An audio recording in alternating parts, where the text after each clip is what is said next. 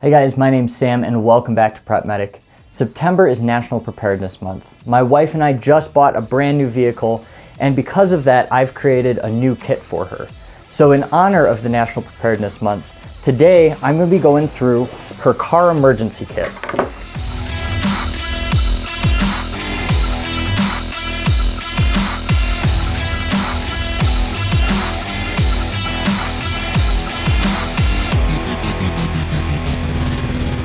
Alright, so this is the kit that I've built for my wife's car. I want to make it absolutely clear that this is not a bug out bag, this is not a tactical kit.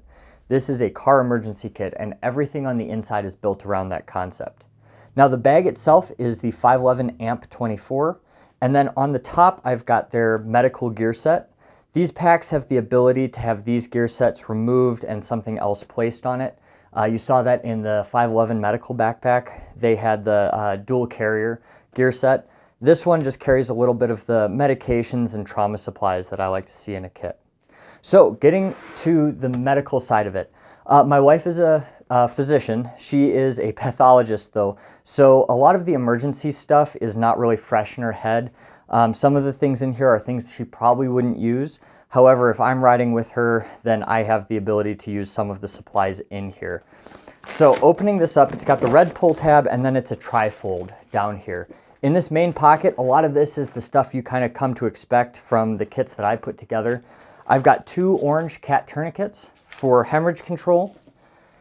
In this main pocket, there is a emergency trauma dressing, and then in addition to some quick clot gauze, that's Celox gauze, a SWAT tee, which these are not a good primary tourniquet, but the reason I've put it in here is because this is so versatile. You can use this as a pressure bandage, you can use this as a backup tourniquet, you can use this as a sling and a swath if you have to. So very versatile tool. And then I have a set of hyphen chest seals in there. In this pocket next to it, I've got a couple main things. So right here, this is a cravat. So this is a 511 piece of supply.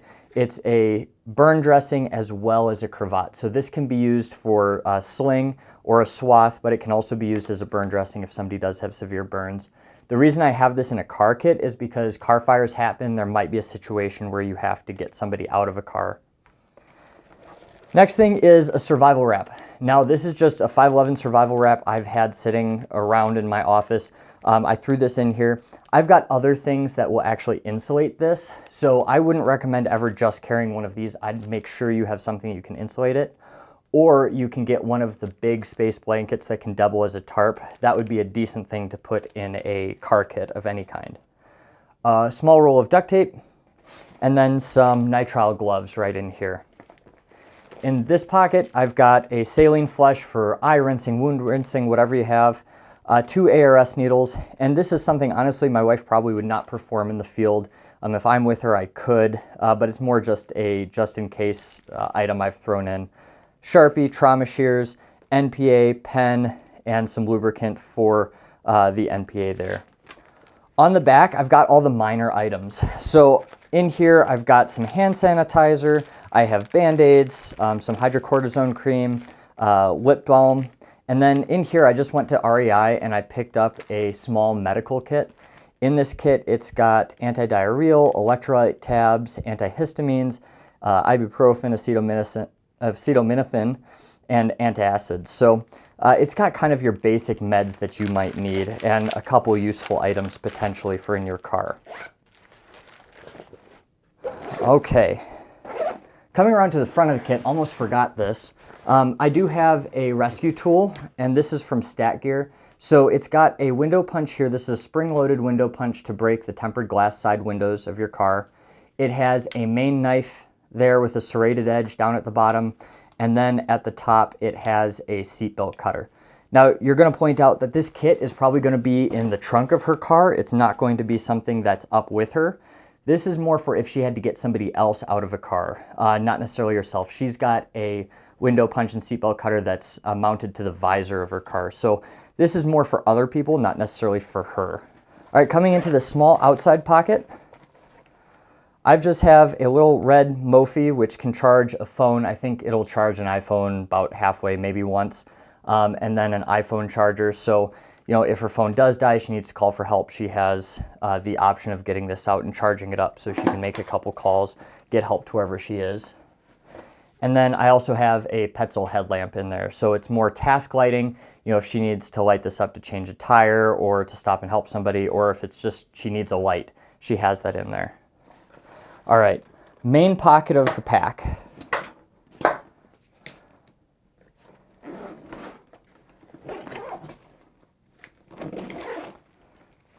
In this main pocket, we've got a bunch of stuff.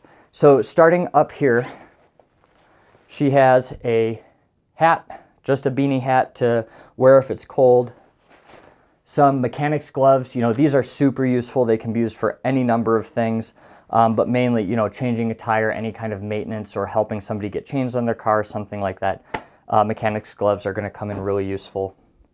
Down here in this pocket, I've got a big bag of kitty litter, and I've got this double bag because if this ripped or came undone, that would be bad news bears for this kit. So I keep it double bagged. Kitty litter is good for two main things. One is traction. So if she's stuck in a snowbank, she can throw this under the tires. It'll work that way. Or if there's like an oil spill or gas spill on the road or at the gas station, you can take this up and this will absorb it and allow you to sweep it into a kind of a bin. It just makes cleanup a lot easier. Main pocket here, I have a collapsible shovel. I got this at an Army surplus store for like $16. You know, it probably won't stand up to a ton of uses, but it'll work pretty well for her if she needs to dig out a car, something like that. So I'd recommend you have some kind of collapsible shovel. I believe Glock makes a really cool multi-tool, but it is a little bit more expensive. This is just a travel sheet. It is cotton. It's not the best survival blanket or anything, but if she got stuck in a snowdrift, had to spend the night in the car, you know, this is just one more layer of insulation. It's pretty small, doesn't take up a whole lot of room. Down here are 3 road flares. Nothing special about them. These are also multi-purpose because they can be used to mark your car, keep traffic away from you, but they're also very effective fire starters. So you can pick these up really cheap. I got these at King Soopers, a grocery store around me, and they cost me about 10 bucks. So really useful tool to have in a car kit.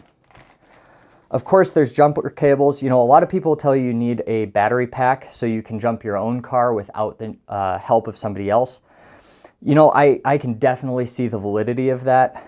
For our main situations, if you're trying to start your car from a dead battery, you're probably in a parking lot, somewhere where there's other people. So this is what I've put in there for her. You can buy those battery chargers for, you know, 100, 120 bucks, and they'll work pretty well as well.